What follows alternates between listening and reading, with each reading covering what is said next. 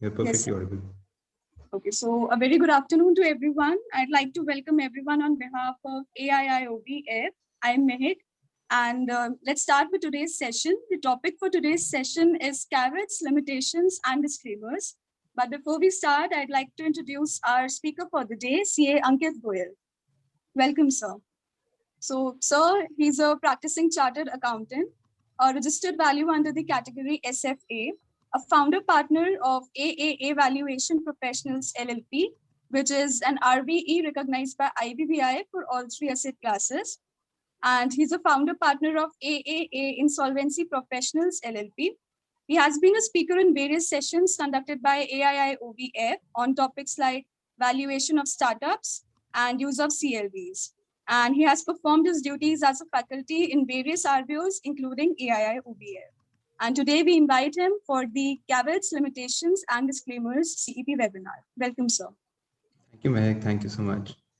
Good afternoon, everyone. So on this Saturday afternoon, when we have weekend curfews at many cities and maybe otherwise curfews in many cities as well, it is good to see a good audience. Looking forward to listen to this this deliberation of mine. So I'm assuming that most of you are insolvent, are registered valuers, and that you might already be in valuation practice. I'm looking forward to have an interactive session with all of you. So please participate, and please ask questions wherever you feel you can. You have any query, or wherever you feel you can contribute with anything, any specific instance or example at your end. So I've shared my screen. I hope all of you are able to see this. So before we go forward, what do you mean by caveats, limitations, and disclaimers? And if any of you have been using these, what are the standard caveats, limitations, or disclaimers that you use in your reports?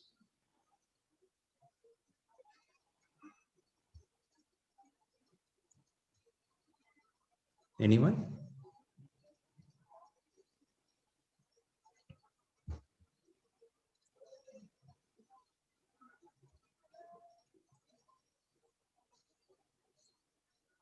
Anyone can participate and share what do they understand from this, and how are they using it in the current scenario.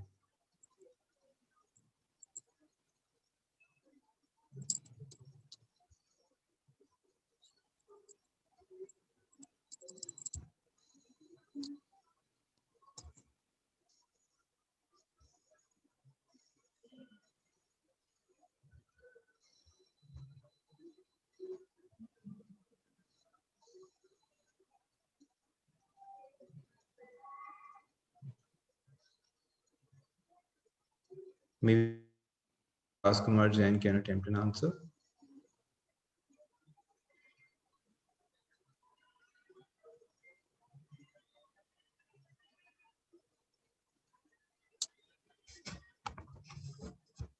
Anujaji, can you attempt an answer?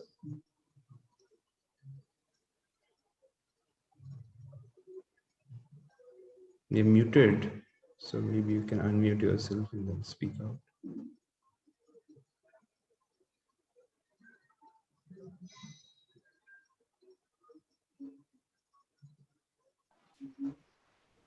Yes, Anujaji.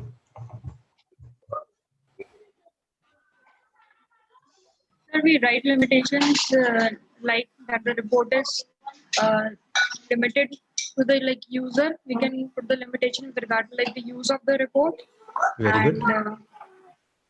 Anything else we can that you also put normally put in? we can also put limitation with regard to to whom uh, the departments to which it can be presented. So that's basically limitation of use that you're talking about, where you can say that, okay, I am writing this report for this purpose or for this person, and you're limiting the use of the valuation report, right? That's one point that you're making. Any other limitations or caveat or any other instance where you feel that, yes, you should safeguard yourself or kind of give the disclaimer to the user of the report to be careful about using the valuation report? I've understood this one part. So we can write regarding the information which we have collected. Maybe for example, like if we have collected it from management, so we can give that basis that whatever information has been stated here or calculation has been done, that is on the basis of information provided from the management or from any other source, reliable resource. Mhm. This is also So you a can sort say that, so you're rightly saying that we have received the information from the management, and then you can always say that I have not audited this, right? I have not done an audit, I have not done an investigation verifying that information, I've trusted that information. So that's perfectly good. Anybody else who would like to contribute? Maybe Vishwesh ji can contribute any caveat, limitation, or disclaimer that you use in your report, sir. In the case of legal title, so Mm-hmm. it's not always the case that, I mean, we would carry out a valuation, but I have not verified the legal titles or the or any kind of, say, in the case of land and building, Mm-hmm. I will only check or I will only go through whatever licenses and details given to me, but I have not verified the title, or I to keep yourself safe in that manner. So you have not verified the title deed, maybe, right? That's what you want to try to say. But when you receive the title deed, and in case of a land and building valuation, you normally look for any encumbrances, any Yes, limitations for sale, right? That's what your title deed is for. One yes, is to verify ownership, and the other part is that you want to check on whether there are any limitations on the land. limitations. Yes. Okay. Sandeep Kumar Agarwal ji, anything from your end on this? Any inputs from your end on CLDs? You can unmute yourself and speak out, sir. Maybe Sandeep ji is not available. Okay, I will proceed forward, and I'm looking forward to active participation from all of you, even those who have your videos off. So we'll request you to participate actively in this webinar. It will be good for all the participants. So we will first look at, so we will concentrate on this guidelines issued by IBPI. These guidelines were issued in September 2020, on 1st September 2020 to be exact, and they have been in effect on all valuation reports which were finalized on or after 1st October 2020. So the guidelines issued by IBPI are structured in a manner that first they talk about caveats versus limitations versus disclaimers. They try to differentiate between these, but eventually they do say that yes, these are almost the same. General requirements from a valuation report is something that they talk about. Guidance on use of CLDs or caveats, limitations, and disclaimers which are not permitted to use as per the guidelines is what they cover. Then they talk about the commonly allowed CLDs for all asset classes and commonly allowed CLDs for specific asset classes. They do give a lot of examples throughout the circular that we're talking about. So the guidelines are called the Insolvency and Bankruptcy Board of India, Use of Caveats, Limitations and Disclaimers in Valuation Reports Guidelines 2020. As I said, these are effective from effective on all reports which have been finalized on or after 1st October 2020. And they derive their mandate, this circular or these guidelines derive their mandate from Rule 8 of the Company's Registered Valuers and Valuation Rules 2017. So if you look at these rules, you will feel that these Rule 8 is where all the requirements or the majority of the requirements from the valuation report of a valuer are listed down.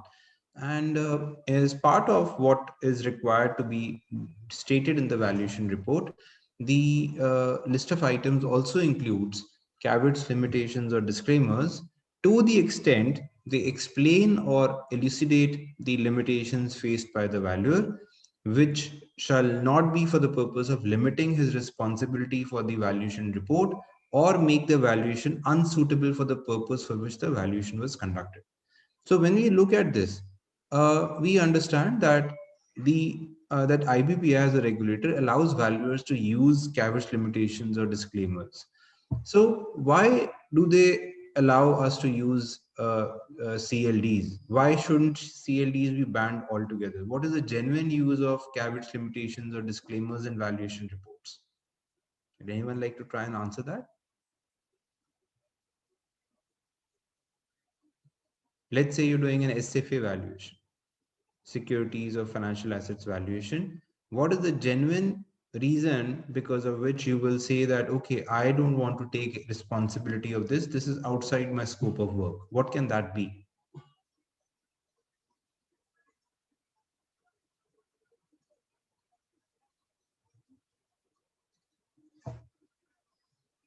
Maybe Mr. Verma can contribute.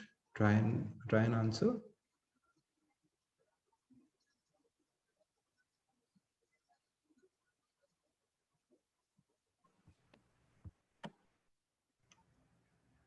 Actually, I have not done any evaluation reports, and I'm from plant and machinery. So maybe you can give an example of plant and machinery where you think you will face a limitation in case you do a valuation, or you might have heard from other valuers.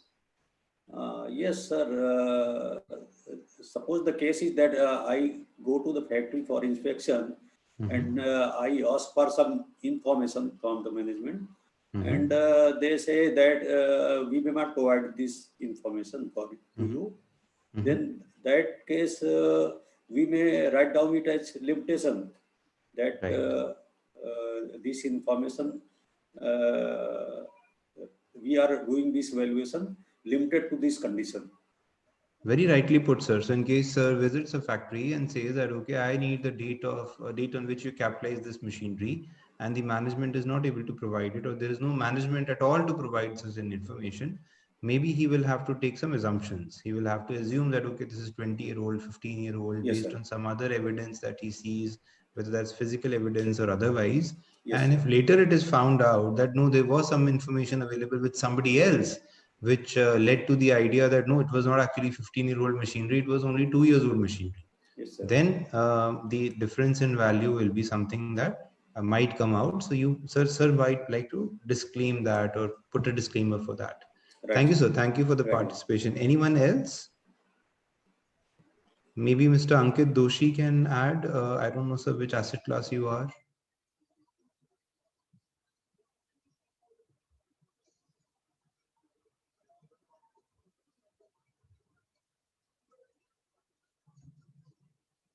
Mr. Ankit.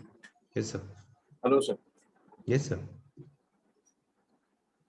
there any examples of caveats, limitations, or disclosures that you have used, and what is the genuine need for these CLDs in a valuation report? That is what we were discussing.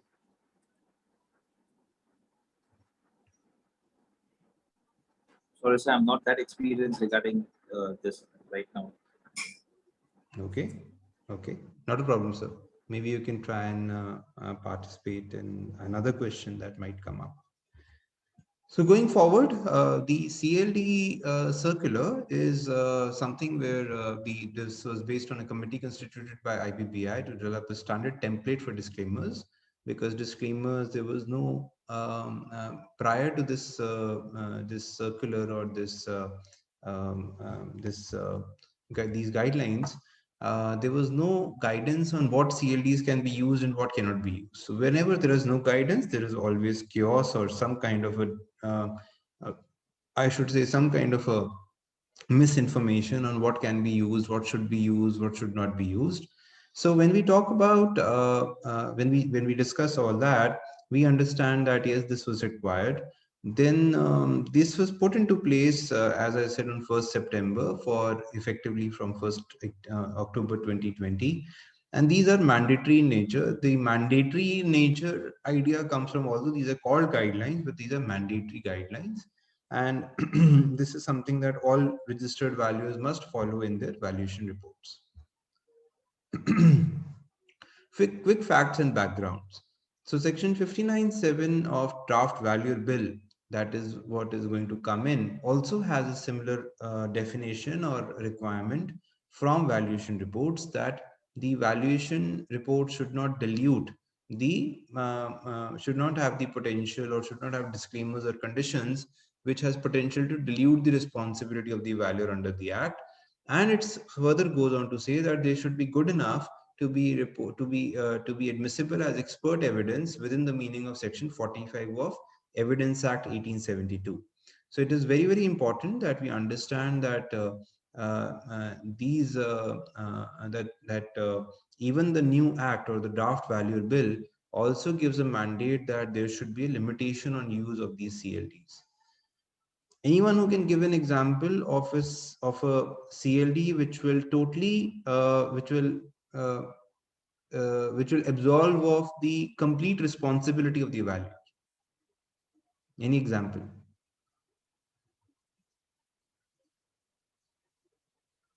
Anyone who can try and answer that?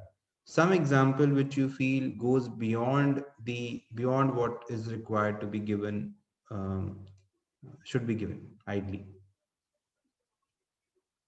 which would say that no, this is not my responsibility at all.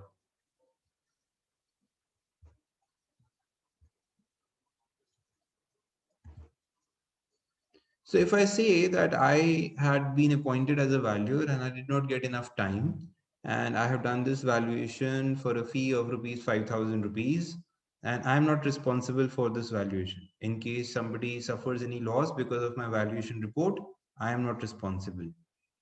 Who believes here that no, that kind of a limitation or that kind of a disclaimer is okay, that will do? And if not, then why not? Or if yes, then why yes? Why is it okay? Why is it not okay? Ashish, maybe you can try and answer. Sir, I mean, this logic of being professionally busy is not right. Some laws and you should be professionally competent to carry on. You should not take on over extra work which you cannot handle. So if somebody says that I need a valuation report in 1 day and you say that you feel that you can't do it, then you simply say no, right? You can't write in the report and say an excuse that, okay, I only got 1 day, so I couldn't do my job right. And when the fee was quoted, then you did participate in that fee. So you felt that, yes, my valuation report, which is trustworthy or which should be trustworthy, can be made in 1 day, right? Or for the fee that you got, that one got. So that's one part. Can I overall give a disclaimer that I'm not responsible for any action on my valuation report?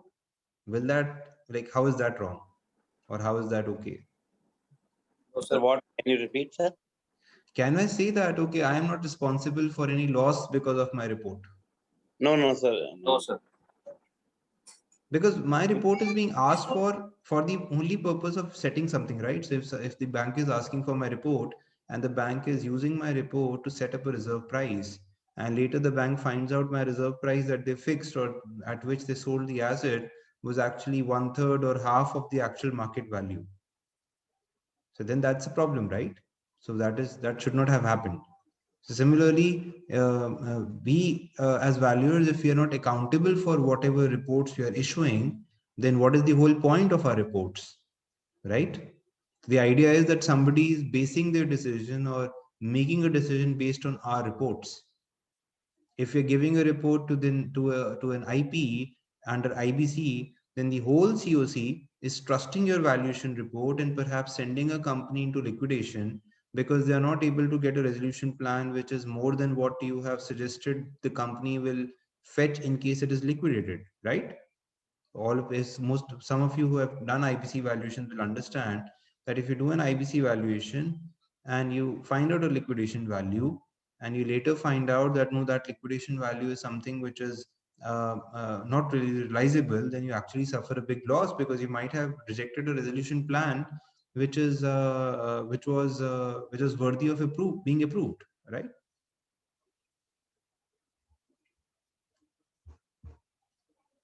So the structure, the guidelines are divided into 3 structures. The first part is need for caveats, limitations, and disclaimers. The second part is guidance note on how to use them. And the third part is called illustrative list of caveats. So need for caveats, limitations, disclaimers. We've also already talked about Rule 8.3, where yes, the caveats have already been limited in clause L of these of the subrule 8.3. And we also have read about that the CLDs shall not be for the purpose of limiting the responsibility of the valuer for the valuation report. A limitation. So what is the limitation? A limitation arises if the RB is unable to obtain sufficient information and explanations considered necessary for the purpose of valuation. where such limitation results in RV being unable to carry out the evaluation in accordance with the normal approach to valuation. The evaluation report shall be modified with a paragraph setting out the nature of circumstances giving rise to the limitation. So the normal approach, wherever it is not possible, then a limitation is required to be stated.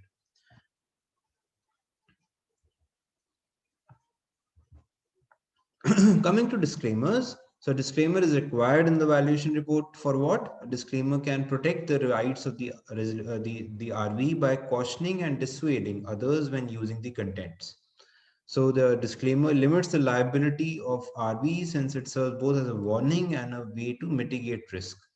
And the disclaimers should understand the risk in so anyone who reads the disclaimers should understand the risk involved in using the valuation report. That is the whole idea.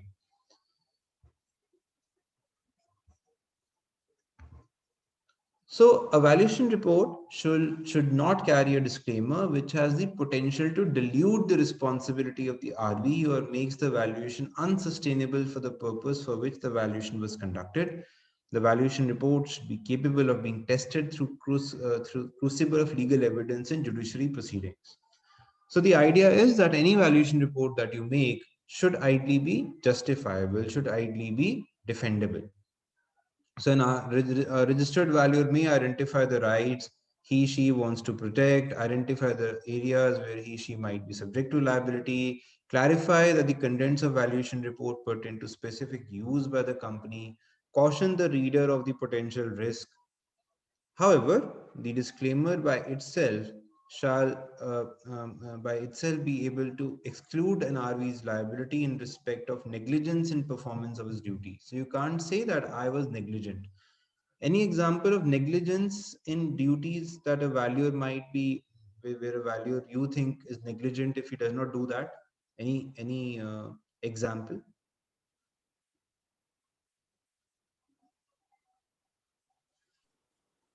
Exorbitant valuations made without any proof or.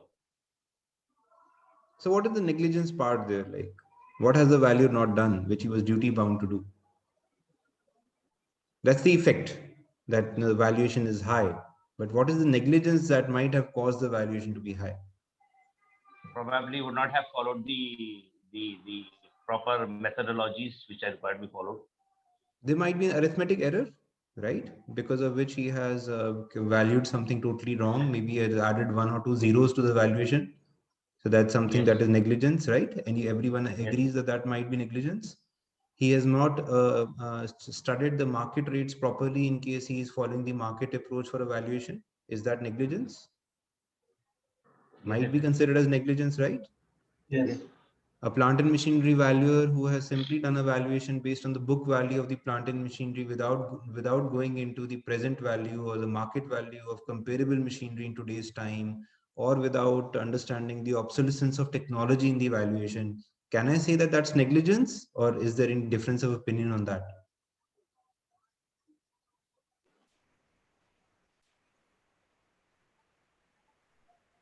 There might be two answers to that. So anyone who would like to take that further, this example of a plant and machinery valuer, whether that plant and machinery valuer is negligent or not? Definitely, he is negligent if he's not studying the market properly and he's not going in detail. Mm-hmm. So if he's not doing all this, then he's definitely negligent. Okay.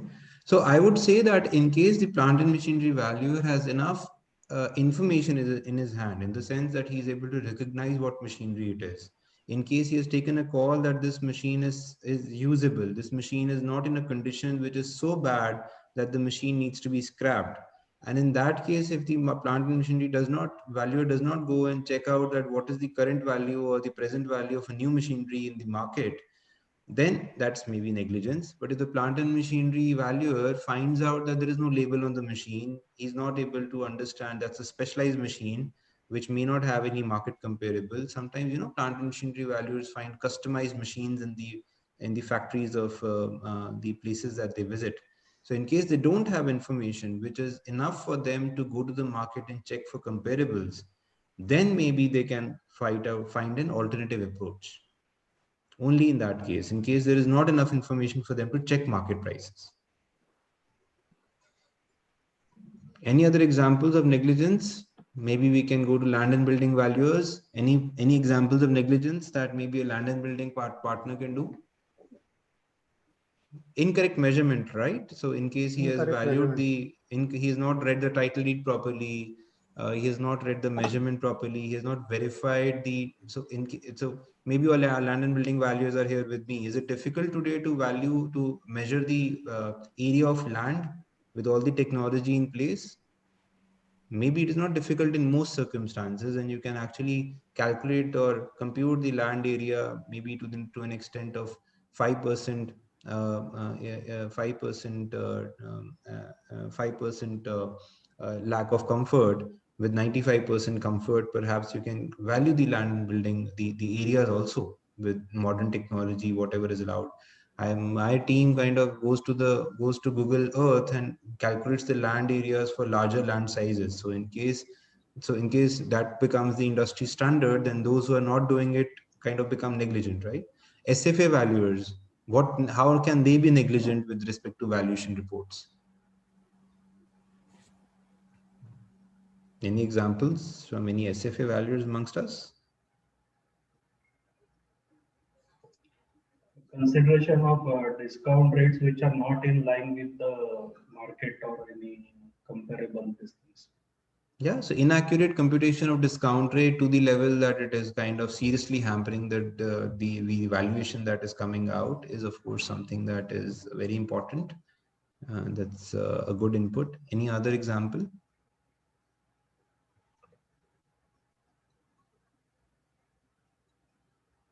If I look into an industry which is a diminishing industry, and I say that no, this industry, the growth will happen at 50x every year for the next 3 years, maybe I'm negligent where I don't know the industry size. Maybe I'm not even aware of whether that industry is growing or declining in time, right?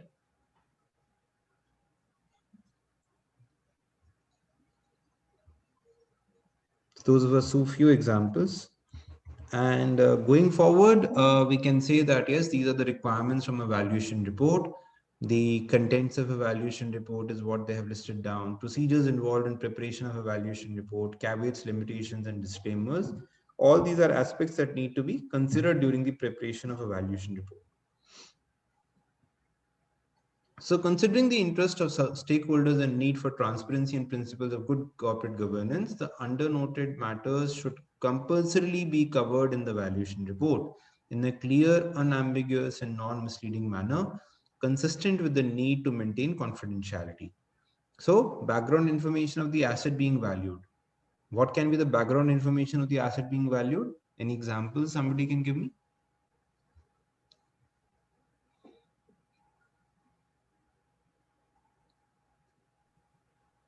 Assets history, its Sorry? uses, and the history of the asset.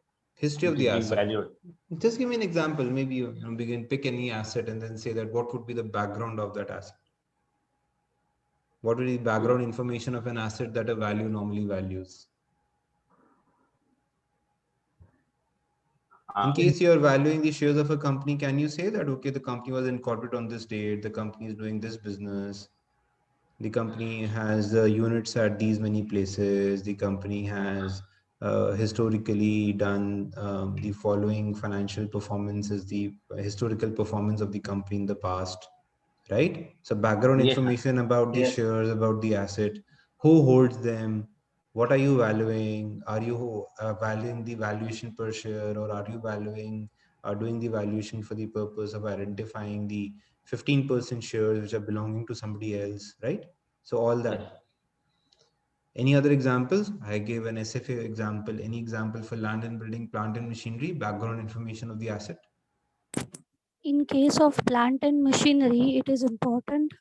We have to see the environment, atmosphere in which the machinery is used. For example, usually machinery are used in a normal temperature. But if we are given work of valuing any machinery that is used in another level of temperature, where the temperature, atmospheric temperature is not usual to other machinery. So that point is also important that you need to take. So what you're saying is, what you're saying might be important in the valuation report to understand that yes, these are the working conditions of the machinery. Yes, But yes. maybe the background information of the assets can include this part, whether these assets were used, for how long, what is the normal life cycle of these kind of an asset, what is the normal economic life of an asset in plant and machinery. Maybe you can talk about all that. You can give that background information. You can tell about how old is the plant that you are valuing, what is the average age of machines there, and so on. Like you can talk about all that. Yes. Anyone else who would like to contribute for any other asset?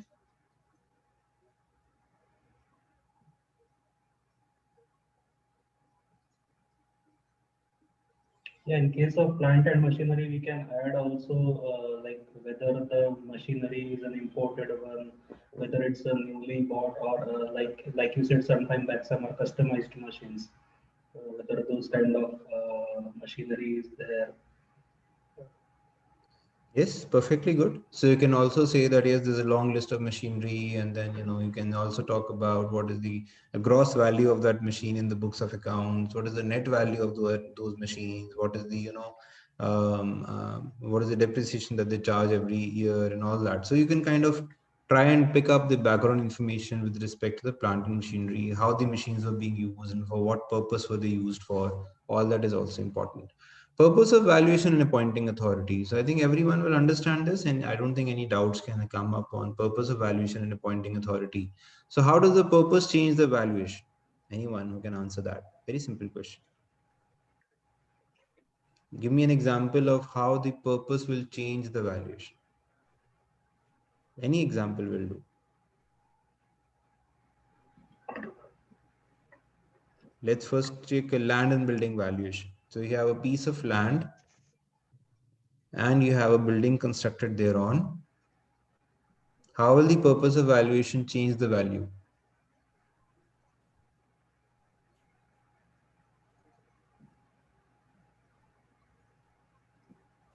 If the purpose is for the bank to auction that property in the market versus the purpose being somebody trying to take a new loan, how will the purpose be? How will the purpose change the valuation? Will the same property have different valuation when it is being used for to be mortgaged versus when it is sold off in the market, when it is to be sold off in the market? And why is there a difference? So genuinely, why the purpose to change the valuation? The valuation should be done on a proper methodologies. Why the purpose should change the valuation? Okay, I will answer that. Anyone else who believes that the purpose can change the valuation?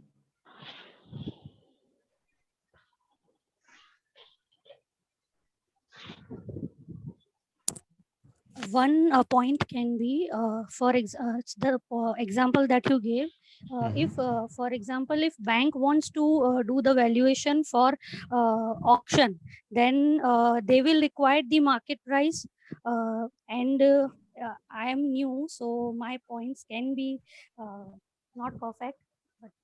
And the other case, if the land is for new construction, then it could be for, sorry, not justified. Okay, so I will give you an example. Let me try and give you two examples. One, I say that I want to do a valuation. I want to get a valuation done. I want to sell my property to my neighbor, and my neighbor has shown interest in valuing the property.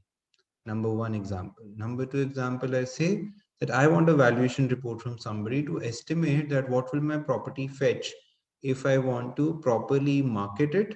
And then maybe I can say that it normally takes 6 months for a house to be sold in Delhi, like city.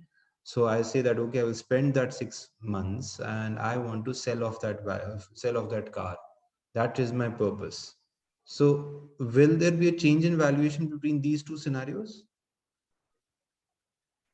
Can the valuation be different?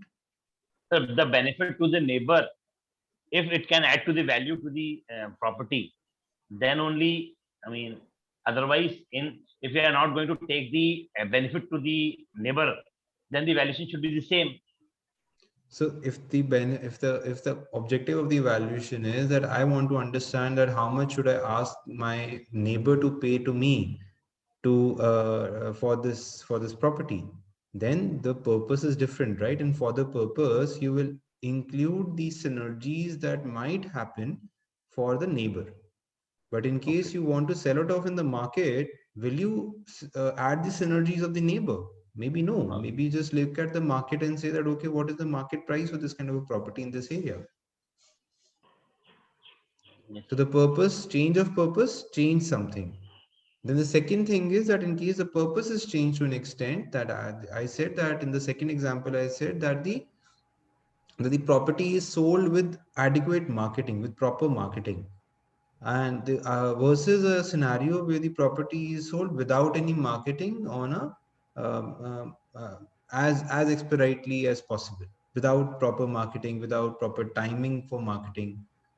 So in that scenario, can we say that the valuation can be different? Yes, of course, liquidation value will definitely be lower than the fair market value, because if we don't have a proper time just to do publicity and doing all that, so in that case, if we are going to immediately sell the property, the rates will be lower, the value of the property will be lower. Right. So why will it be lower? Because we are estimating that in case we don't spend adequate time or we don't incur adequate cost for marketing the property, then we may get very few buyers, and in that case there may not be enough competition for us to fetch the value that we want to fetch, right? That is the objective, that is the understanding that we have here. So this is basically some variants of how the purpose of valuation changes the valuation. So therefore, purpose of valuation and the appointing authority is required to be stated. Basis of value, premise of value, intended users of valuation, all these are important. These need to be stated. Anyone who can give me examples of basis of value? What are various bases of value? What do you mean by valuation base? So valuation base is basically how you are, how you have different valuations based on the purpose. So there is this market value concept. There's this fair value concept under IBC, which has a different definition. There's a liquidation value. There's a synergistic value. There's an investment value. All these values are stated in IVS also, and you can read them up to find out how they're different from each other. Premise of value. What are premises of value? Anyone who has heard of something called highest and best use? Can try and answer this. What are the different premises of value?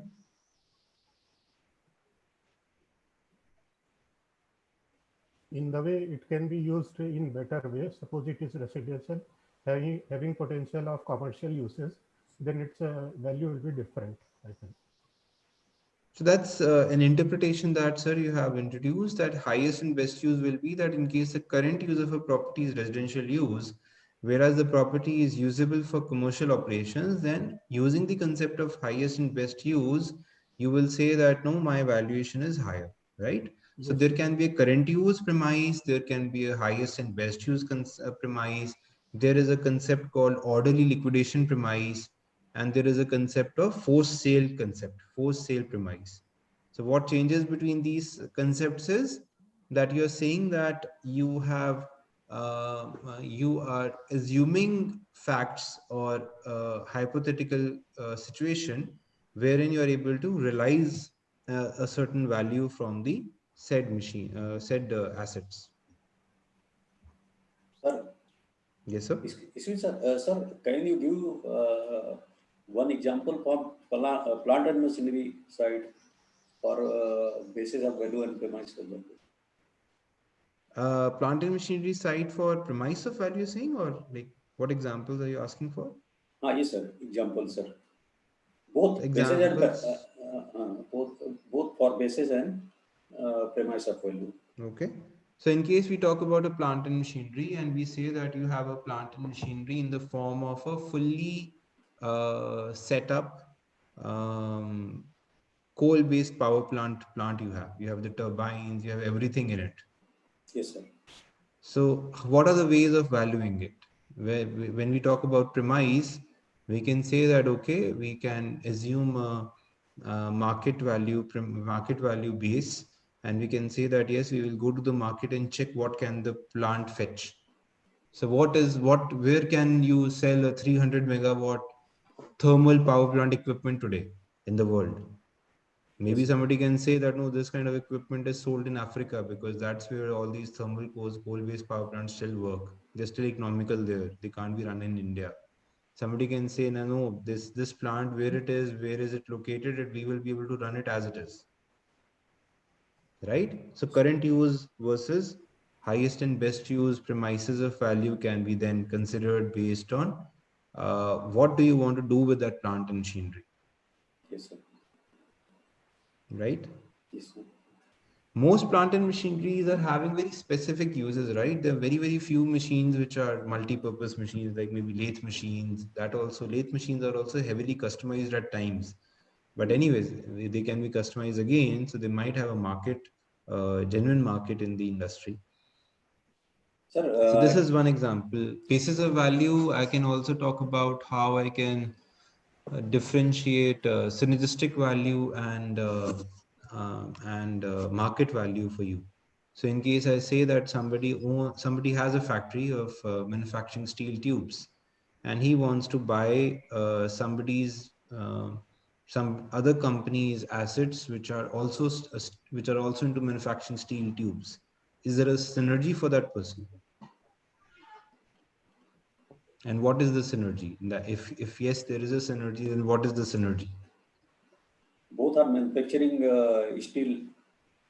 Both are manufacturing steel tubes, and maybe they already know what is the market price of these tubes. So market price of the plant and machinery manufacturing those tubes. So if they both know that, yes, we will get a new one for this much. So totally dependent on the negotiation power of the buyer and the seller, they will come at a price which is most probably lower than the price of a new machine, right? Yes, sir. And at the same time, in case there is some distress at the end of the seller, then you will find that, okay, because of the distress, somebody will be able to get the values lowered, right? Yes, sir. Sir, is there any connection for in situ and ex situ valuation? Yeah, in situ, ex situ is very, very important. In situ, ex situ has a very, very different way of valuing the plant and machinery. In case of in situ, you're saying that the machinery will remain where it is, and you're Yes, sir. valuing it as it is on where it is basis. So you're kind of trying to say that this is the current use is the best use for these machines, and they will remain where they are. Whereas in an XC2 basis, you're saying that no, wherever these are located, these have to go out, right? So in that case, in case of XC2, you will have to budget in the costs that are associated with shifting those machines. What are the normal costs which are associated with shifting of machines? Shifting of machine, installation, and transport charges.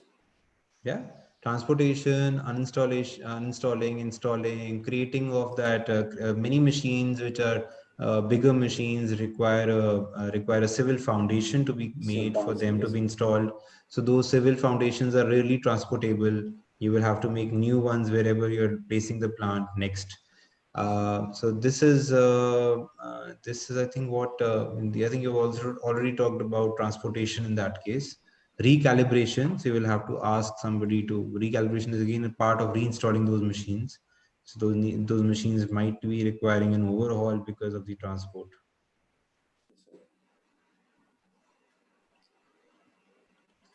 Okay. Yes, sir. Right, sir. Right. So I'll move forward now. So identifying the RV and other experts involved in the valuation. So you don't only talk about the RV, you're also talking about other experts that have done the valuation with you. Disclosure of RV interest or conflict, date of appointment, valuation date, and date of report. Intended users of the evaluation. So all these are required to be part of contents of valuation report.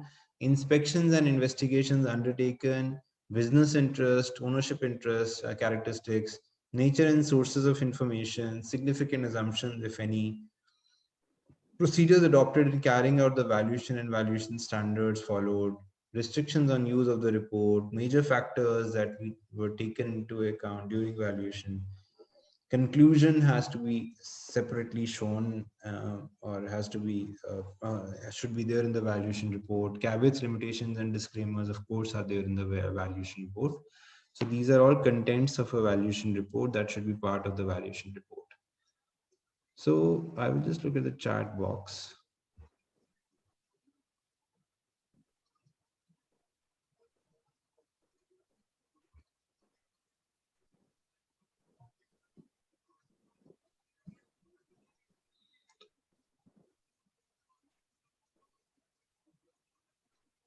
Rajesh, you had put in a question. I'm not sure of the question. I'm not able to understand it.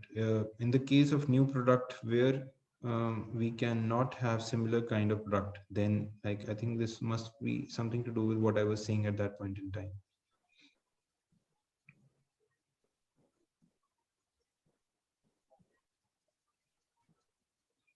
So there are circumstances where perhaps somebody can ask you to value the asset in day or two, and then maybe you can deploy resources in such a manner that you will be able to get the valuation done.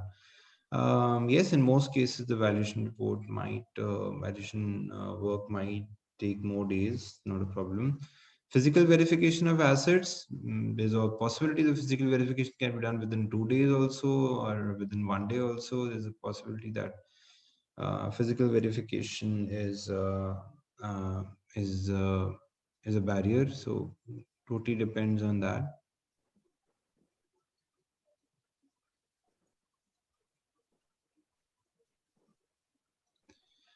So I will like to take a small break. So maybe we can come back at 4 o'clock and then take it forward. Okay. Sure.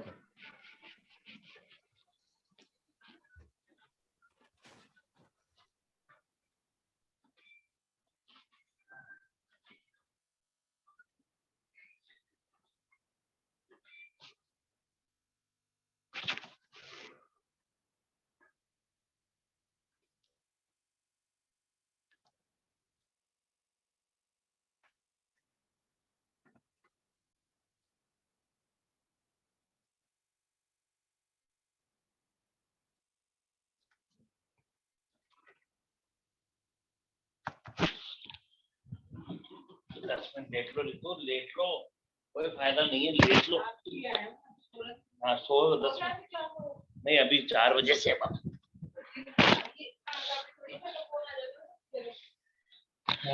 तो लोड़ा खींच लो नहीं तो छोड़ लो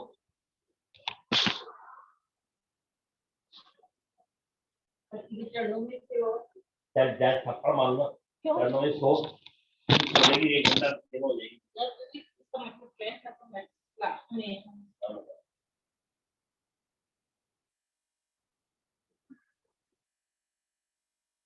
तब आया forward एक interior option का है क्या तो बुला तो लेने जूम मीटिंग के लिए अब देख लो बोलो सर सुनिए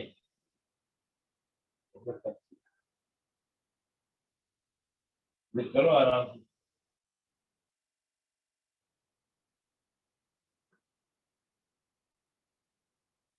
तो तब तो है देखिए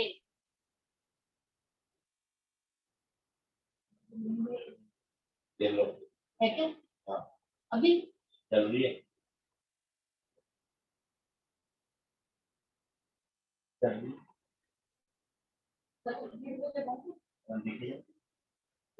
देखिए जाओ अरे अरे ले जाओ अरे audio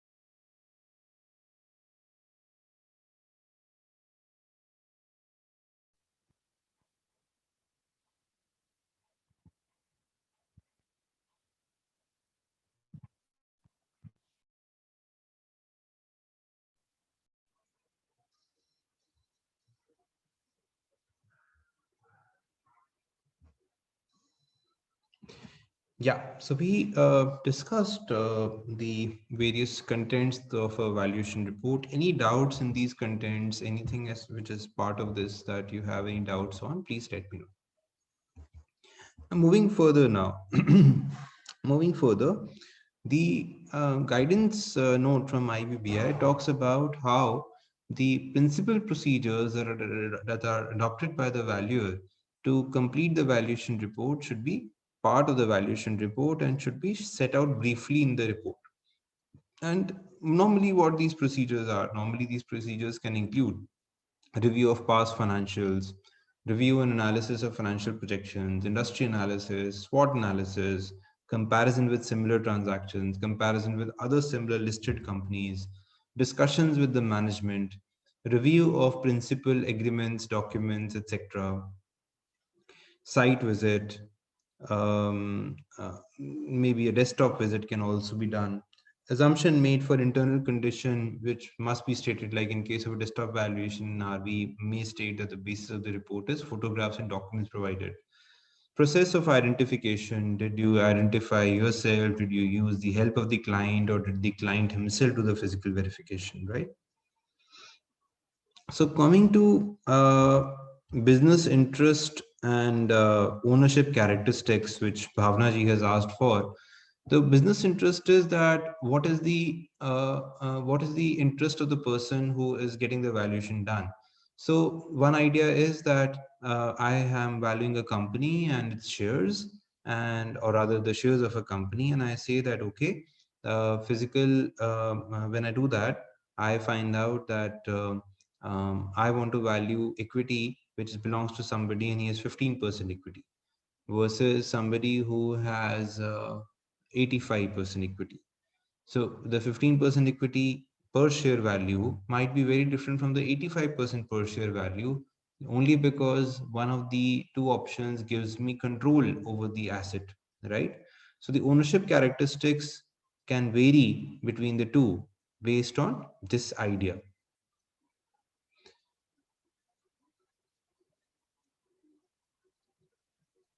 I am getting some comments from Mr. Rao. Physical verification of plant and machinery is the responsibility of the valuer. Machine values are small but large in volume. It's possible to verify. In case discrepancies in physical verification are found, it is necessary to report. After valuation reports, machineries are sold. Who is responsible? Maybe you can speak out, sir. I'm not able to understand your question here.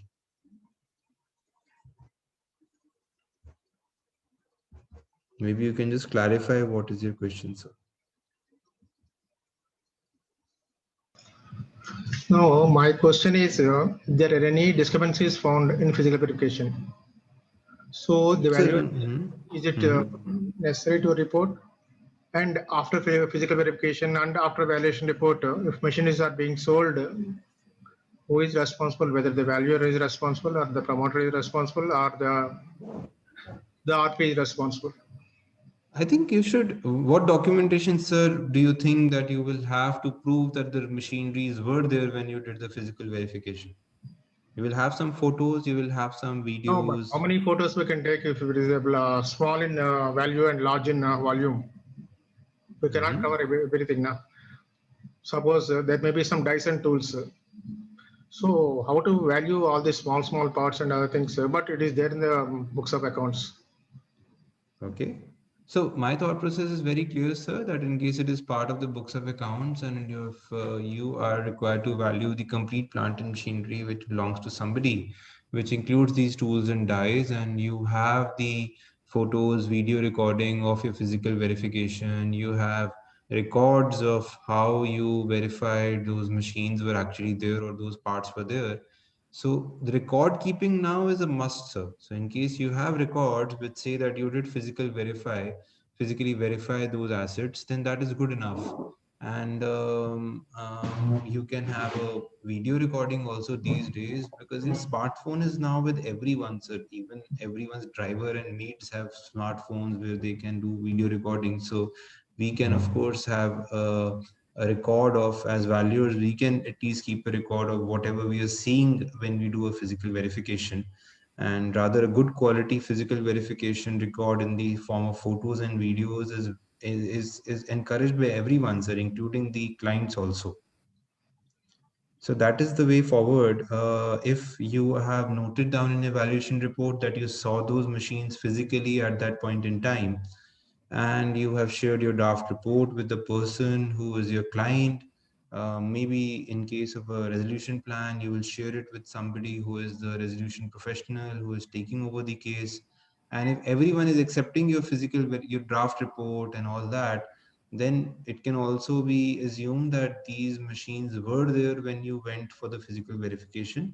But at the same time, in case these machines were not there when you were there and you don't have any record of physical verification of any asset or most assets, then somebody can hold you negligent. That's my point of view. But in case you're able to show that, okay, I have physical records of photos and videos of 90% of my machines, and these are the only 10% that I don't have, then maybe you will get some leniency. Can't say, will be depending on case to case. Okay, sir. Then I have another question.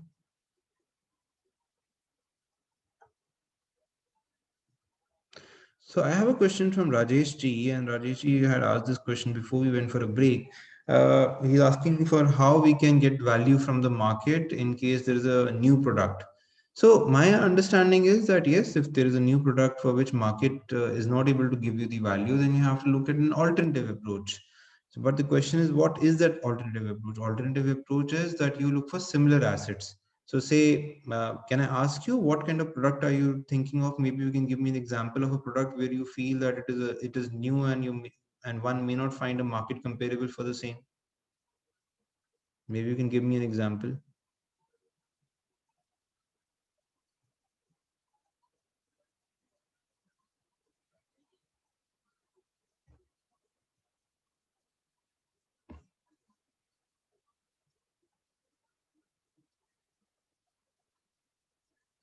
So I don't have an example from Rajesh. Rajesh, maybe you can simply unmute yourself and then share what product you're talking about.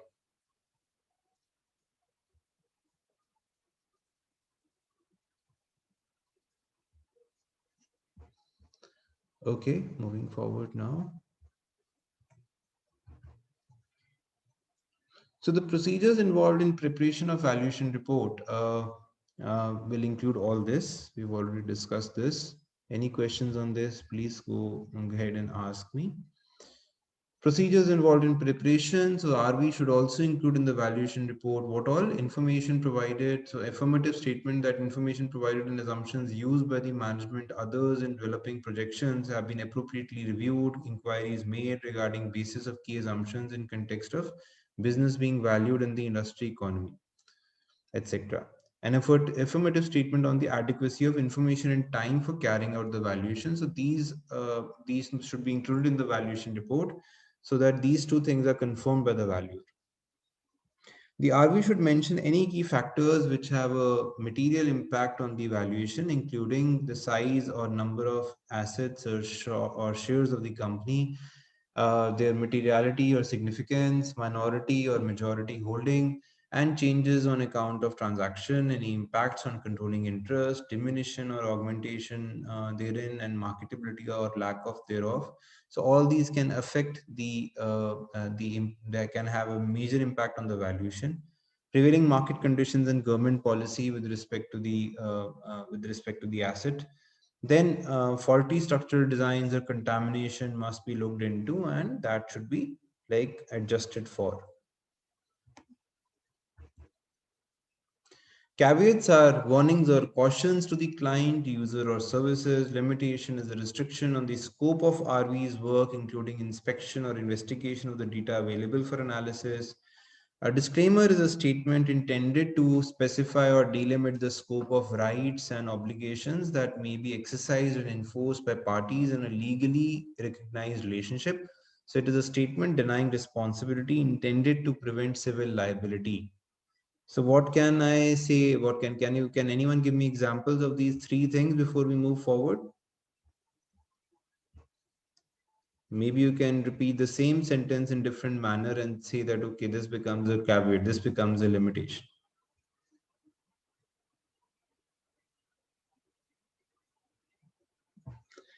So if I say that I did not get the FAR, the fixed asset register, and I had a limitation in doing the valuation in absence of that fixed asset register.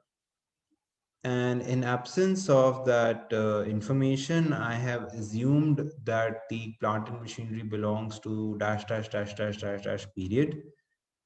And I say that I therefore will not be responsible in case the actual age of the machinery is different from what I have assumed. And I say that that the user of this valuation report should take caution or precaution in believing this valuation report to the extent of this assumption, or should verify this assumption before trusting this valuation report. So can I say that the first part that I talked about is a limitation, where I say that I am not able to, there is a restriction on my functioning. There is a restriction based on the information or documents available with me, and based on which I have no other option but to claim say that I had a limitation. The second part was where I said that I disclaim my responsibility. I issue a disclaimer. I don't want to be responsible for this assumption that I've made. This assumption may be wrong. And the third part is, of course, where I say that I am issuing a warning or a caution that if something happens to, or something erroneous happens, where the decision goes waste, where the evaluation is not accurate because of this particular issue, then I need to warn or caution to other people. So these are, maybe this is one. I've attempted to make an example for all the three together. We will look further at other examples and then take it forward. I have a question from Ms. Raja. Asset valuation can be done by respective valuers, but who will do business valuation? So normally business valuation is done by SFA valuers. In my view, however, when you do a business valuation, and in case of a going concern valuation, because going concern valuation normally assumes that you will be looking at future cash flows, and based on those future cash flows, you'll be computing the present value of whatever you need to value. In rare circumstances, you will have some non-operating assets, assets which are not operating into or contributing into the profits of the firm. In those cases, you will need a specialist like a land and building valuer for a land and building asset, a plant and machinery valuer for a plant and machinery asset, to compute the values of those assets.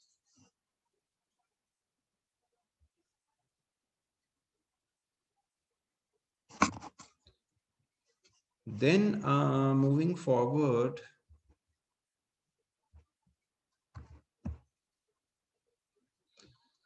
so this sentence is important, that while these are different connotations, but these are used in an interchangeable manner, as limitation or disclaimer by an RVE could be caveat for the user. So hence it is imperative that the users should be briefed, or they should be knowledgeable about this, and they should be familiarized about the limitations and all these things, so that they can make sure that the report is credible and reliable. Any caveats limiting condition or other disclaimers to the report must be clearly stated with appropriate specificity. So in the preparation of a valuation report, the RV shall not disclaim liability of his expertise for his duty of due care, right? So the due care is there, and that has to be said. The RV can't say that I don't have responsibility of due care, I can be negligent. No, that can't be said by the RP in the caveat limitations or disclaimers.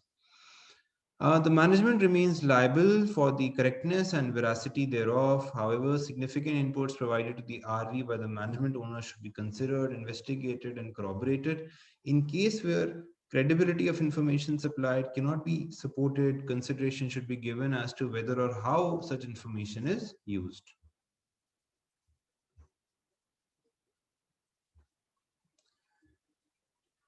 The RV does not make or calibrate the projections, but factors his response. So this is more important for SFA valuation, of a going concern valuations, I should say, where the RV is given the projections. So the projections are, it is understood that the projections will be given by the management, but they need to be checked. The assumptions in those in those need to be checked and verified.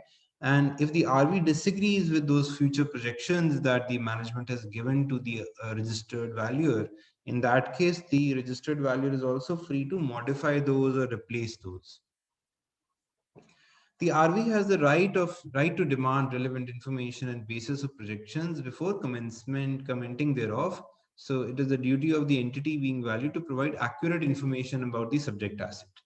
So in a valuation report, the RV can state that the assumptions are statements of facts provided by the company, data provided by the company. You can say that the warning statement is necessary as data provided by the company is often constituted to be part of the valuation report. And notwithstanding this, the RV has to carry out sufficient inspection, inquiry, computations, and analysis to ensure that valuation is properly supported. So valuation are all valuations are to be carried out in sufficient detail to comply with the requirements of due care, and we have already talked about it. And then keeping in view the business needs and circumstances in the interest of transparency, significant concerns regarding justification, the information, or the time availability to complete the valuation must be stated together with appropriate explanation and implications. So the effort, diligence, and level of expertise should be stated in the valuation report so that the readers of the valuation report get to understand that the registered valuer who has done the valuation is having good knowledge to complete the valuation. These are some illustrative caveats, limitations, and disclaimers which are not to be used as per the guidelines. So this is a very, very important part. All of you are requested to concentrate in this part, where the first part is that the RV cannot be giving a disclaimer where he says that I have not tested applied any test of reasonability and due diligence on the financial projections that have been given by the management. So whatever management has given as future projections, the RV must check for due diligence of those things. Physical verification. So one can't give a disclaimer that I did not do physical verification where the engagement is for providing a liquidation value. Market related data. So are we giving disclaimer for the market relating data employed in this report? Example, beta, discounting factor, comparable companies, comparable transactions. All these are market related data, but that is something that that the RV should not be disclaiming that I will simply pick this from somewhere and I will not talk about the trustworthiness of these inputs that are very, very crucial to the valuation process. Historical analysis. So the RV who says that I have not done any historical analysis of this company and I have simply believed the projections shared with me. There again, the RV can easily say that cannot say that historical analysis has not been done by them.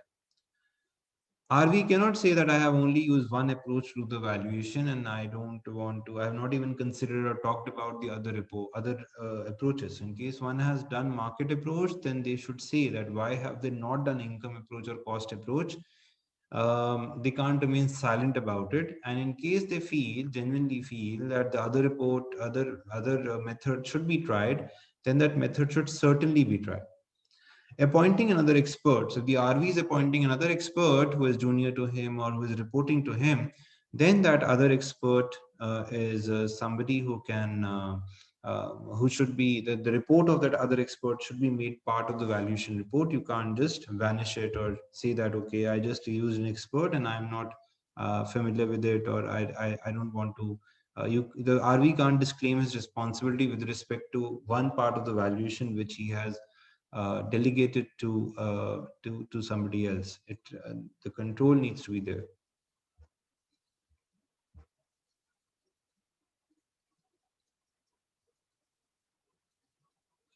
So desktop valuation, sir, is something which is more to do with the SFA class, number one. Number two, in certain circumstances, land and building valuations. So this is a private message which has come in from one of the delegates today, wherein the question is that, is the concept of desktop value valuation considered valid? And if yes, then physical verification hasn't been carried out, right? So the point is, desktop valuation is normally done where there are there's reliance on the actual assets, physical assets is not too much, where maybe there's a going concern or something like that. There a desktop valuation is possible where you're on your desktop and you can make the valuation report without visiting the premises of the entity. In some circumstances like liquidation value, IBC is very clear that physical verification has to happen. So you can't be doing desktop valuation in those cases. In some cases like COVID scenarios, which we are kind of experiencing today, one can have a system where one can access those sites remotely on video and kind of do it over a video conference or a video call.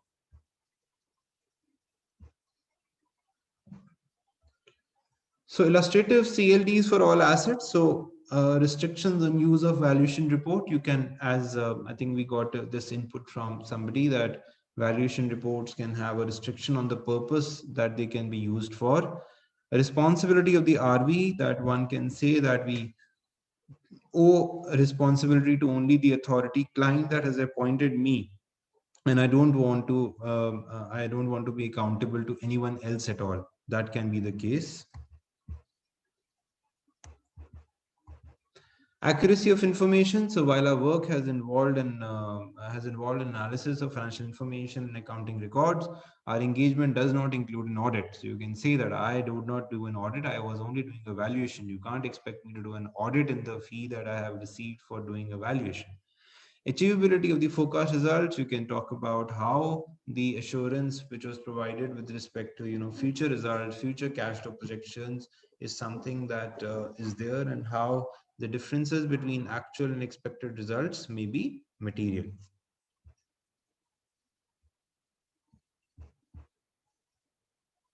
Post-valuation date event. So what do you do with post-valuation date events? You kind of ignore them when you're making the report, right? You kind of say that, okay, I have considered all events up to the valuation date, and I have chosen not to do anything beyond the valuation date. So you should talk about that. You should say that the events which have happened post the valuation date have not been considered in the valuation. Range of value estimate. So there is a system that you can say that the valuation will range from say 5,000 rupees to 10,000 rupees. But in some cases you have to do a liquidation value, fair value, and then you have to give a straightforward value. You can't give a range. So in that case, the range will be something. The range is something then that needs to be a range of value estimate is something that needs to be forgotten in that case. So this is a disclaimer or a CLD that you can put in. No responsibility to actual price. You can say that the market price with respect to an asset is fluctuating based on the demand and supply movement in the industry, in the whole segment. So the actual market price achieved may be higher or lower. So you can say that, okay, I don't know what would be the actual price. My value is an estimate. My amount that I have stated is an estimate. You might get more, you might get less. I don't know. Reliance on the representations of owners, clients, their management, and other third parties. So the owner, the client owner and its management representatives warranted to us that the information they supplied was complete, accurate, and true, and correct to the best of their knowledge. So you can say that if I have got information from the company's management, then I have trusted that. I have used that. I have used that to find out what my evaluation will be. Right, that can be put in place, this kind of a CLD. No procedure performed to corroborate information taken from reliable external sources. So you can say that, no, I have not done anything to corroborate information from external sources. I have simply used information as it came to me. Compliance with relevant laws. So the idea is that in case there is a law that you need to follow, then those regional laws must be compliant, must be completed. And so the report, the CLD can go on like the report assumes that the company business asset complies fully with relevant laws, and you don't have to make sure, you have to kind of give a caveat that no, the company that we have valued is a legal entity, it has done all the legal compliances. and there will be no effect on the valuation in case some legal thing happens in future. Multiple factors affecting the valuation report. So the valuation report is tempered by exercise of judicious discretion by the RV, taking into account the relevant factors. So multiple factors can affect the valuation report. One can say that these multiple factors are the multiple factors are affecting the valuation report, and that the RV has exercised discretion in using those, and you can say that how they will shape up in future is not a guarantee for the valuer. So the valuer says that, okay, the sales will increase by 10% every year. The management says that. The valuer checks and says, okay, this is believable. But say next year the sales increase only by 15%. What do you do? Like, I don't think you have a liability, right? You have to disclaim that liability. You may disclaim that liability. Future services, including but not limited to testimony or attendance in courts, you can say that my fee does not include a court fee or a visit fee. And if somebody asks me to come to a court and all that, that will be on their expenses. And yes, I will be charging this much in case my presence is necessary for that kind of a court appearance before a court and all that. Unavailability of information as on valuation date. So one can say that I did not get the financial statements of the company as on the valuation date. And therefore, I assume that maybe the last known or the most recent financial statements that I have, I will use them and I will close the chapter. So one can say that. Specific to intangible assets, so title deeds of the properties are specific. You can say that you have not verified the title deeds of the properties with the record of the registrar's office. One can say that our valuation is primarily from a business perspective and has not considered various legal and other corporate structures beyond the limited information available.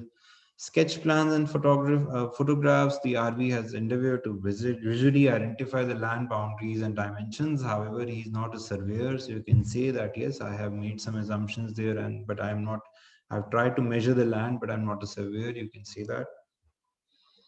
Latent effects affecting the valuation. So you can say that you have observed, you have visited the site, you have done the basic things that one is expected to do as a valuer to compute or to understand what effects are there in the property, and you have done the best job. But if there are any latent effects, maybe some crack, say maybe some weakness in the structure, maybe some problem with the structure, then those latent effects can be either ignored, or those latent effects affecting the valuation should then be there can be a disclaimer where we can say that the valuer does not assume any responsibility because of the latent effects. RV's observations are not a warranty, so you can say that, yes, my report, whatever I've written, that has been information that has been shared with me. I don't give a warranty that in case you buy this house, then this house will be giving you this much money after a few years. No, I'm just looking at you're not giving a warranty on information also. You're just reproducing the information given to you by the management, and then trying to make sense out of that.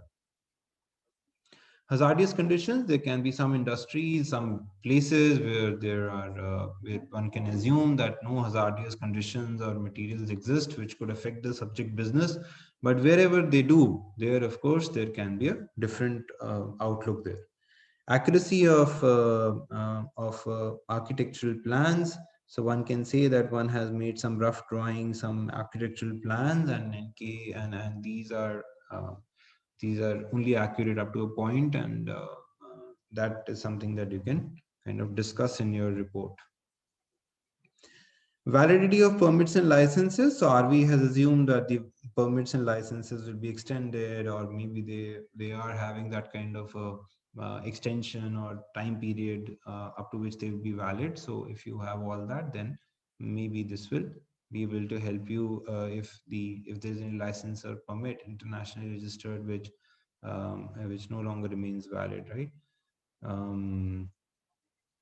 Continuation of subject business. So one can say that the business will continue normally without any disruption due to statutory or other external internal occurrences, one can state that. Independent third party. So we have acted as an independent third party. We can say that we are not having any relationship with the company or with the appointing authority, and that the only consideration that we have got is our fee, and that is what we have worked for, and we are independent. We are not having any other interest with the person that we valued. Valuation assumption made by us. So we have made certain assumptions in relation to facts, conditions, or situations affecting the subject of or approach to this exercise. So one can say that yes, all these assumptions are a supposition taken to be true, and that you can say that if any of these assumptions prove to be incorrect, then our estimate of value will need to be reviewed. Some examples of land and building caveats. So one can say that no, we are not surveyors, so we did not do the detailed length and breadth of the land. We have done an approximate analysis and an approximate understanding of what would be the size of the land and building. Survey qualification. So if an RV was not provided a land survey report, the RV may state that the valuation is made on the basis that there is no encroachment by or upon the property.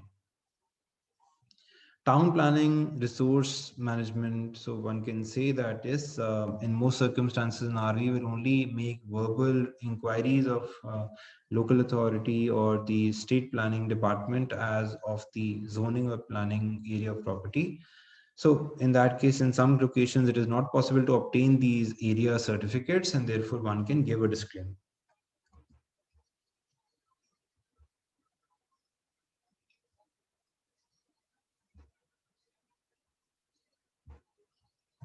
Extent and nature of inquiries. One can say that you made zoning and development requirements. You did some research. You found out what is the rule, what are the rules and the zoning rules and all that rules. So you can look at that and then give a disclaimer about that.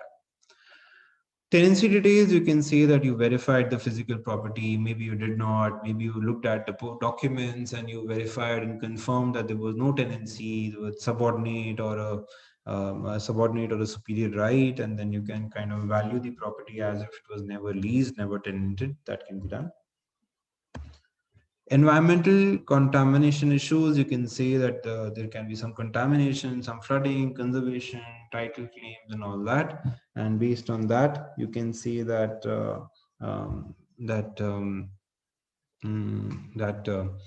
needful caveats need to be put in, saying that yes, this needs to be studied again by somebody. Somebody might need to rewrite it. So one can talk about environmental contamination issues also. Extent of valuations in respect of structural integrity. So you can say that, okay, I did an inspection, I did a visual inspection, I did some tuck on the building, and then I did not find any structural problems with the building, and that you can say that we have access to the structural report of the property. So we don't have the access, nor do we have inspected or unexposed or inaccessible portions of the premises. So all that is that can be put it into the CLDs. Valuation under construction properties. So construction properties are unique in nature. They're long-term projects. They will have different scenarios of valuation based on the actual case. And then therefore you have to kind of put in this disclosure setting out all those details that are for under construction properties.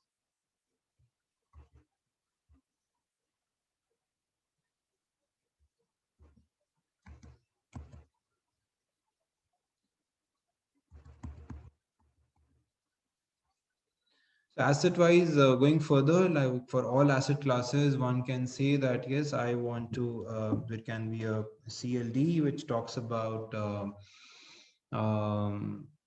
how information is evaluated, information that is provided to us by the company is evaluated through broad inquiry, analysis, and review, but there is no due diligence or audit. We have also already discussed about it. We can talk about how we are independent of the client company and have no client or no current or expected interest in the company or its assets. One can say that our report is meant for the purpose mentioned above and should not be used for purpose other than the purpose. I think already discussed the purpose part. Then we can say that there is no responsibility for legal matters, including but not limited to legal or title concerns, and that the assets and interests therein have been valued free and clear of any liens or encumbrances. One can say that. The physical condition of, so land and building cases, the physical condition, one can say that no engineering tests were done. It was a visual inspection, and based on that, one has understood the value of the building or the structure that was there on the land. Where a sketch plan is attached to the report, it does not report accurate architectural plans. So you can give a sketch, but then that sketch, if it is not accurate, you might like to qualify it because of the technology available. Unless otherwise stated as part of terms of engagement, the RV has not made a specific compliance survey or analysis of the various permits and licenses under the central, state, and local laws, regulations applicable to certain operation and use.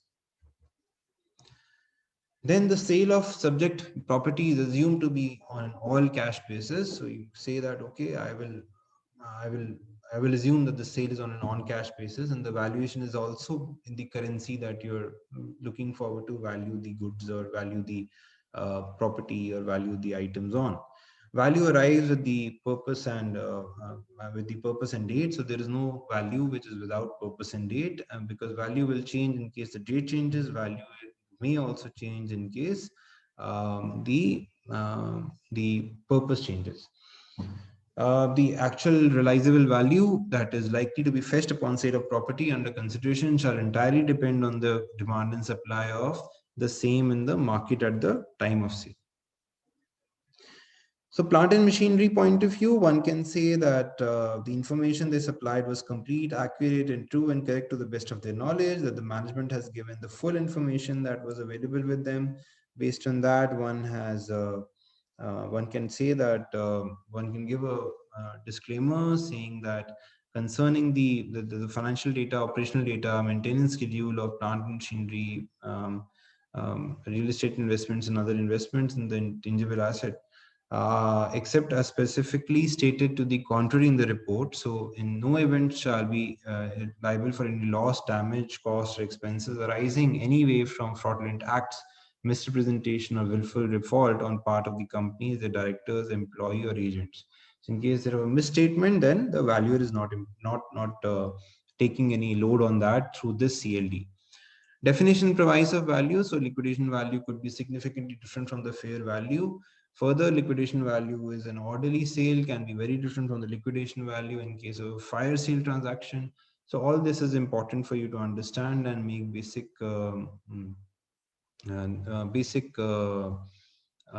caveats make sense for you in the valuation report. So we have examined the assets described herein exclusively for the purpose of identification and description of the property. So you say that, okay, I have described all these assets only so that you can identify them easily, but you should not consider it as a warranty that whatever I've stated is right. So if somebody comes to the valuer and says that, okay, you wrote that your plant and building is 1,000 square feet. I have measured it, it turns out to be, much lesser. So you can say that, okay, my valuation report is not a warranty. I am only also attempting to find out the information so that I can have a scientific basis of valuation. In the absence of a statement to the contrary, we assume that no hazardous conditions. I think we've discussed that, express no opinion as to how closely the annual actual results will correspond to. So we can say that again that the demand supply thing that we started a while back. So the same thing continues here. The sale is on all cash basis. Again, something we have discussed. The value is an estimated worth equivalent of an asset on a particular date based on certain facts and findings.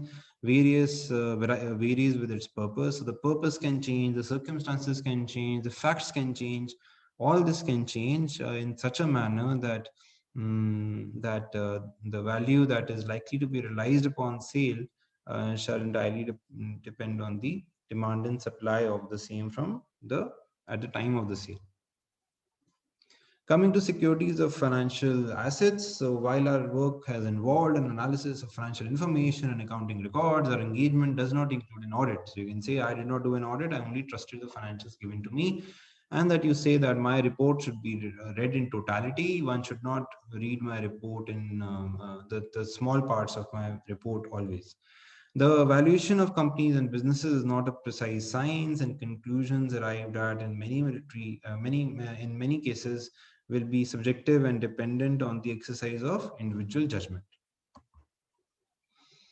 The actual market price achieved may be higher or lower based on demand supply factors, knowledge, negotiating ability and motivation of the buyers and sellers and all that. So one must make sure that this CLD is in this manner such that it is compliant with the requirement. Analysis of such nature is necessary based on prevailing stock market. So you have to talk about what all things you've used, like you've used trends whenever you're doing SFA evaluation, because mostly SFA evaluation is all about future economic benefits. So that's what you're trying to estimate, right? The ultimate analysis will have to be tempered by the exercise of judicious discretion by the RV and judgment taking into account the relevant factors. There will always be several factors, example, management capability, present and prospective competition, yield on comparable securities, market sentiment, all this will always be there for the valuer to give a comment on. And using these and say that, okay, these are the factors which are not in the valuer's hand, or they are dependent on the future, and therefore that variance can come in the valuation, which is actually finalized in the data period. Unavailability of information as of the valuation date. So one can say that if the information was not available on valuation date, some historical financials were not available, etc., then that can be talked about. So coming to the part where the users, so some of you might also be users of valuation report in some way or the other. So there should always be a clarification on the scope of work, and CLDs should be limited ideally, but wherever the information is not available, that is where CLDs come into place. So that is what we need to rectify, or we need to bring in control, and that can be done only with support from the appointment authority. If the appointment authority is not able to give us anything that we can use to defend ourselves in case the valuation report is challenged at a future date, then we will have to put in the CLD, right? Otherwise, we can choose not to do that. Providing all possible information documents of the valuer, providing detailed FAR, inventory list, providing follow-up, providing following facilities with coordination with the CD or otherwise to the valuer during physical verification, personal presence, or facilities to test, weigh intangible assets where feasible. So that was my presentation. I can take some questions. We still have 15 minutes to go. So request for questions from all the participants. If something that I discussed, or you have any questions on something that I discussed, something generic, so I can try and answer whatever questions you put forward to me.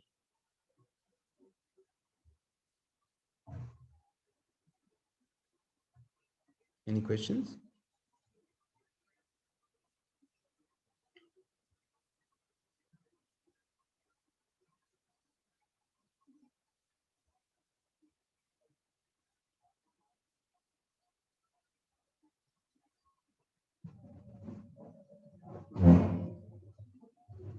Any further addition of an example of a CLD that you think will be meeting the guidelines of the IBPS circular and still can be given out, something that was missing here? Maybe somebody would like to contribute there.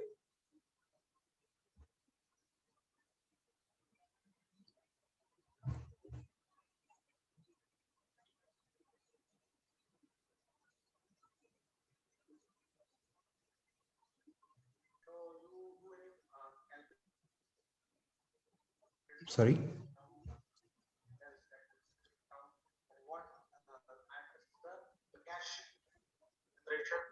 ultimately the cash Can you just repeat, because I think I lost your voice in the middle.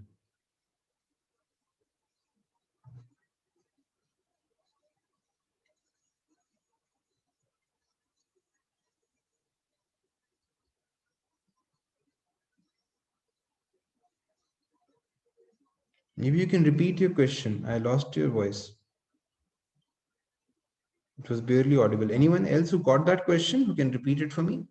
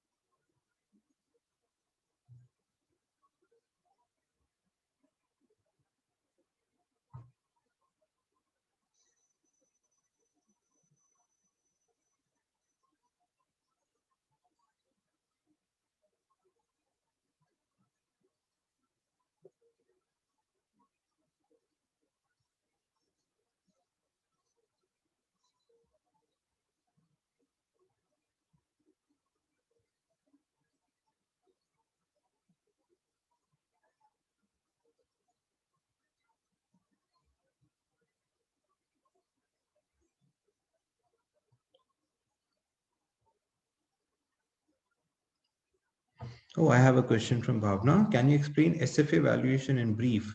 How it is done, what points to be considered, what is the purpose of that?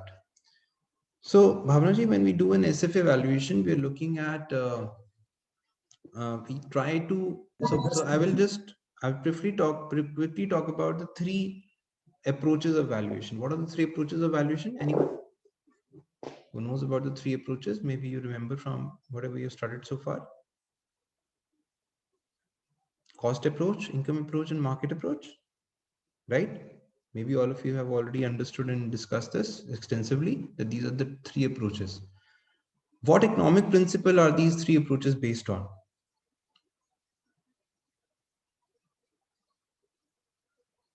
So what economic principle is income approach based on?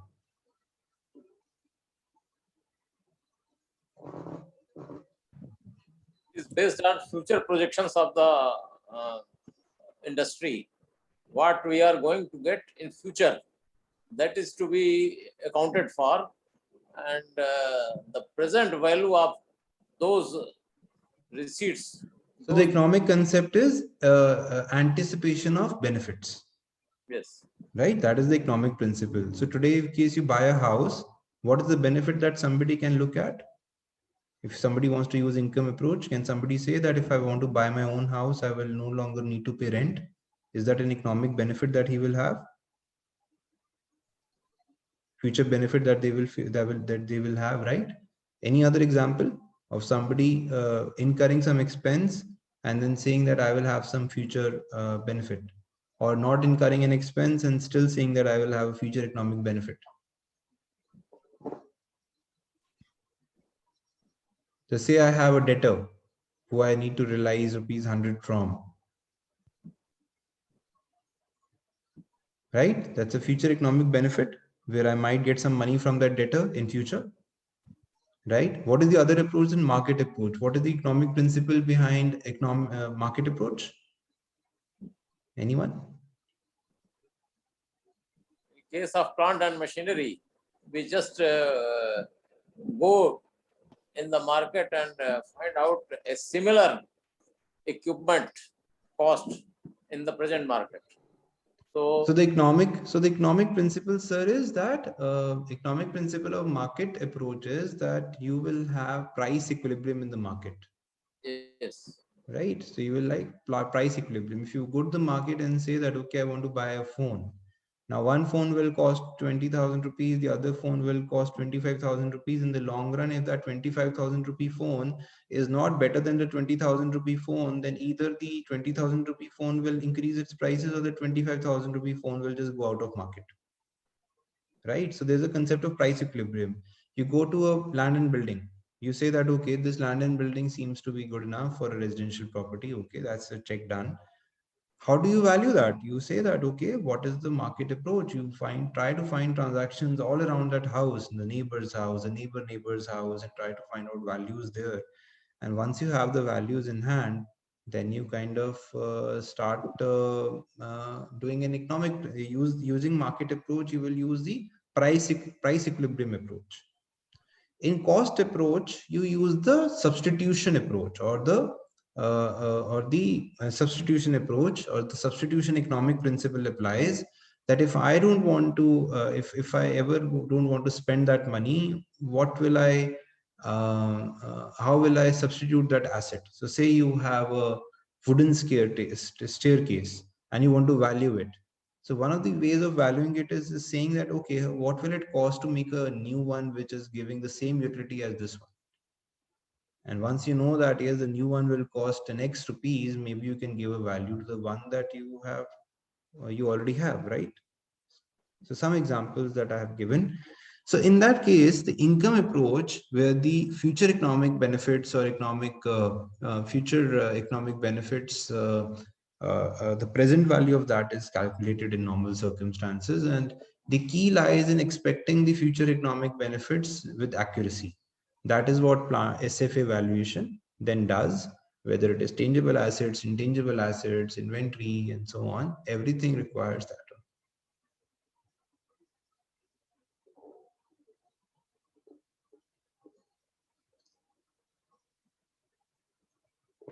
So I have a question from Mandar Acharya ji, where the question is that the guidelines issued by IBBI, any deviation allowed? So what deviation are we talking about, Mandar ji? Maybe I can understand from you, maybe you can speak out. I will understand what deviations are you looking at? What do you think will be the deviations that you will require? The IBBI circular or guidelines do not talk about, like, does give examples of CLDs, but they have nowhere say that these are the CLDs that you have to use. It's optional for you to use.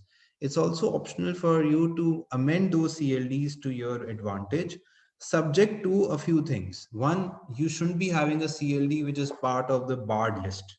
The 6 limitations and disclosures that I shared, which are not approved or which are not required to be put in by the IBBI. The second part is that IBBI does not perhaps want you to disclaim your liability altogether for any asset, for any valuation. So that's something that you can make a mark of. Maybe you can just speak out and I can understand what you have in mind when you talk about deviations. Yeah, actually, I think you have answered it. Yeah. Yeah.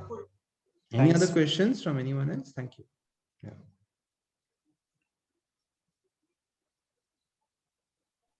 In case we're carrying out a valuation and we state the realizable value of a certain property, are we allowed to also put in a disclaimer that this realizable value stands for a certain time period, and say the demand and supply of the market would change in the future, so then this value might not be attainable at a given future date?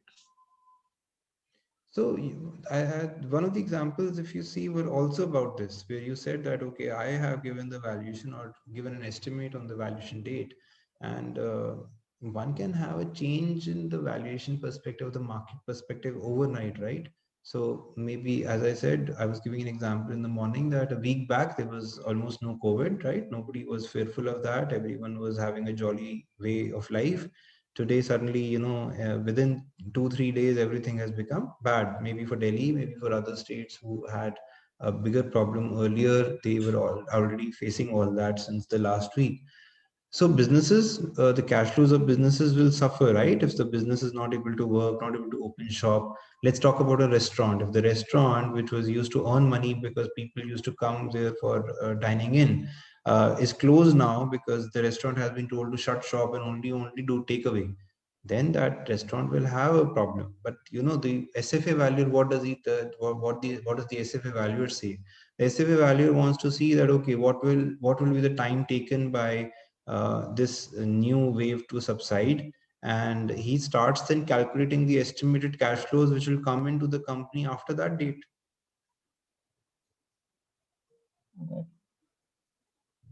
So the idea is that the valuation date is sacrosanct. Your valuation is true only on the valuation date. But in case nothing has changed since the valuation date and your valuation is still not accurate, then maybe you will have to introspect and see that why is my valuation not accurate? Did I take the wrong discount rate? Did I not anticipate the market sentiments at the time of valuation date? But if the market has changed totally, then nobody can stop that.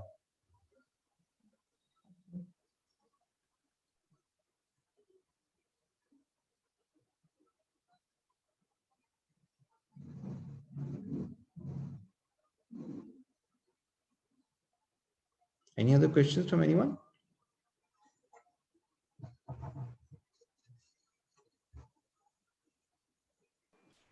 Sir, one question from my end. Yes, sir. Sir, in case of insolvency, is there any difference between market value and fair value? In IBC, sir, the fair value is defined more or less like market value, wherein important principles are exactly like the definition of market value, which is stated in IVS. So the fair value is even in IVS, if you see the definition of fair value, it says that fair value is frequently used by statutes to give the definition of a specific value that they want. So IBC has given that. The difference between IBC's fair value definition versus IVS's market value definition is that fair value in IBC says that the date has to be, the valuation date has to be the CRP commencement date. That is the corporate insolvency resolution process commencement date. Whereas in case of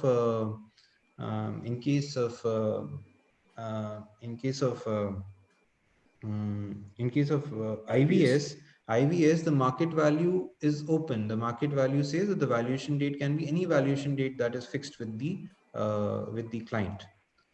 The second difference perhaps is that the second difference is not valuable, where IBC says that it's an estimate, whereas I guess IBC says that it is a value of the asset. So the difference is that the IBC valuation of fair value ignores all the liabilities because it only wants you to value the assets. Whereas in case of IVS, you're also required to value the liabilities at times, right? So the market value of an asset might require you to deduct the liabilities from the assets and then give a net value. But in IBC, the fair value is simply the asset value. You don't have to look at the liabilities. Okay, sir. So in case of plant and machinery, we have to simply calculate the DRC for fair value. DRC is one of the approaches. DRC is an approach. Depreciated replacement cost is the method that is normally used for plant and machinery valuation. Can you use some other method? Let me think. If the plant and machinery is totally in operation and it is actually a going concern that it is contributing to, one will be looking at maybe a DRC. But there the DRC should be adjusted for the biggest challenge in DRC, sir, that needs to be accurate is that the market value that you are estimating today for an asset, for a machinery that you already have, should be accurate assumptions. So the only error DRC people make is that they pick up the value from some document or the historical asset or the historical value is picked up rather than looking at the market scenario today.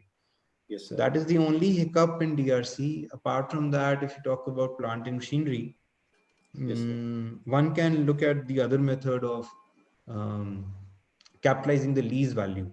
So in case there are certain plant and machinery which are popularly leased out, so one can say that, okay, what will be the lease value? In case I talk about vehicles, maybe a DRC will be an incorrect method of valuing vehicles.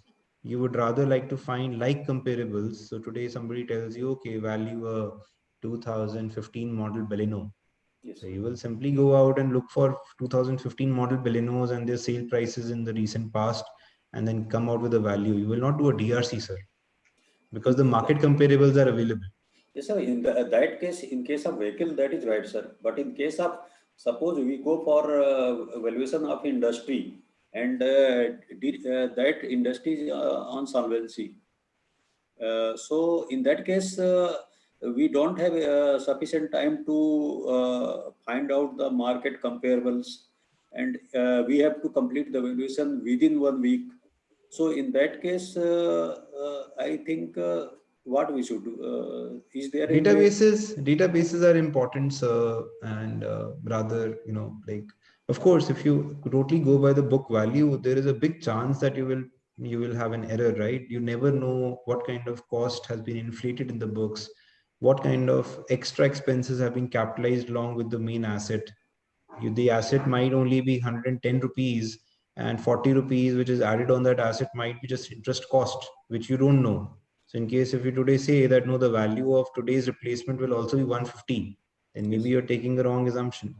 Similarly, obsolescence is something that you may not be able to research in a very short time. So plant and machinery evaluations do take time, and how you can cut time is with experience. So once you have done a valuation wherein you have come across maybe a lathe machine, and you have done some research on that lathe machine and how the machineries are available, what are the models available, what are the sizes available, what are the loads available, weightage available, and all that, and you have that database once, then maybe you can use that database for 6 more months, for 8 more months.